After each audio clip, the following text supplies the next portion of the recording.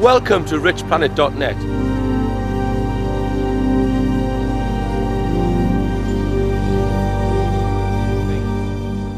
The first thing they realise is that there is a hidden power structure in the world and in the UK. And the second thing that they don't realise is that we have a compliant media in the UK. What is power? The Times, the Sunday Times, the Sun, the News of the World, and of course Sky Television, all controlled by one man. I mean, we're not stupid. We know what's going on. And when people, Sky News and Fox News are owned by the same person, and they're told what to say. And if you're going to ask a question, how was contact made? You don't ask the questions what were asked to him. Everyone go on YouTube and look at this and look for yourselves. And this present swine flu pandemic, which I honestly feel is going to cause real problems in the next couple of months. The power that these groups have is more than ever before. Not so very long ago, the World Health Organization, the secretary of a lady, she was sacked a couple of years ago for stating that in the rear end of 2009 they were going to put into operation the means of reducing the world's population. Yes. The swine flu virus was dropped on the Mexican people from about 6,000 feet. And this was done on the orders of the supposedly global elite. Now, the media is part of that group, and this is what I mean by the media complies with this hidden power structure. The visible power structure, our parliament, is nothing more than a Punch and Judy show for the consumption of the masses. He has an input on policy on everything from swine flu to the Olympics, climate change to Afghanistan. He is a member of 80% of the 43 cabinet committees and subcommittees, sitting on more than either the Prime Minister, the Chancellor, or the Foreign Secretary. We also know that Mandelson is a key figure in the very secretive Bilderberg group, secret society, which meets once a year. The press are not allowed in on that event at all. Again, they're not talking about flower arranging. Because if they had to admit that they'd been lying to us for 60 years, heads would have to roll, people would realise that there is a hidden power structure that's been controlling their government, and they would have to relinquish a lot of that power. They would also have to release certain technology. And there are many other reasons to do with oil. And they made the decision, there's no way we're going to let the public in on this information. And they said, well, what we're going to do about the astronauts, because they're going to tell people. So what they did was they threatened them. They threatened them with their lives. But not only that, they actually threatened that their families would be in danger. Their family members would be killed if the astronauts spoke. And the reason why they do this is to prevent a deathbed confession. You don't need to be an astronaut to get your life threatened.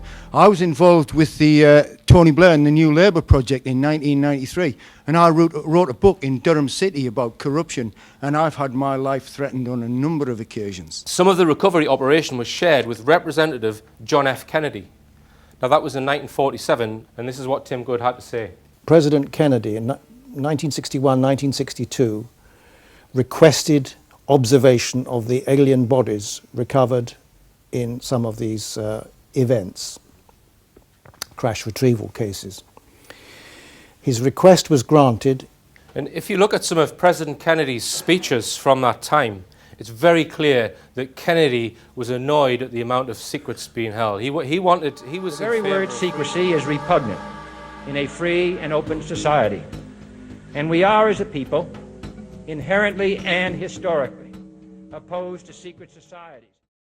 There are other reasons why this information needs to come out, and it's to do with the problem, the current problems on the Earth. The Americans have recovered many of these craft and taken them apart and analysed them with a fine-tooth comb. Right. I believe they know about this technology. They know about advanced energy technology, which they are keeping from the world, which could solve the energy crisis and get us off fossil fuels. But there are people with vested interest in fossil fuels that prevent that type of energy technology being released into the world. And that's why I believe the UFO subject needs to be politicised, because we need this technology to basically save the Earth. Energy technology which is completely clean and completely free. If a doctor, a scientist comes on and say a contact has been made and I know about it, well, who's contact been made with? Can you give us the names? Well, I can't answer that question Well, because I know that Mitchell, he's been campaigning for the people who've given him this information Yes, he has. to have their security clearances so they can speak, because they're shit scared, they won't speak of course because they'll end up in prison. he wants everyone to know about it. He wants the Russians, the Chinese involved. UFOs, you must get your facts right and you can't tell the people. Well, can't tell the people what? I wrote to Margaret Thatcher to ask what she meant by that statement. She didn't reply. So each person is only given a tiny fragment of information. But the problem with the military is that it's run by the type of people who run the military, basically. Not like some intergalactic fucking skeet shoot. There goes one out! Bringing shotguns to UFO sightings, man. Kind of brings whole new meaning to that phrase, you ain't from around here, are you, boy? Which is the military's policy. Do you agree with me, David, that the British people have the right to know if we have been visited? And if so, when you become Prime Minister, as I know you will you seek to lift the veil of secrecy and tell the public the truth that they deserve, that has been covered up for all of these years? Thank you. I very nearly got thrown out of that event.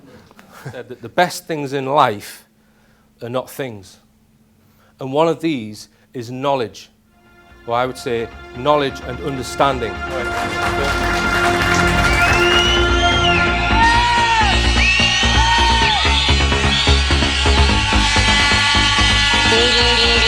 This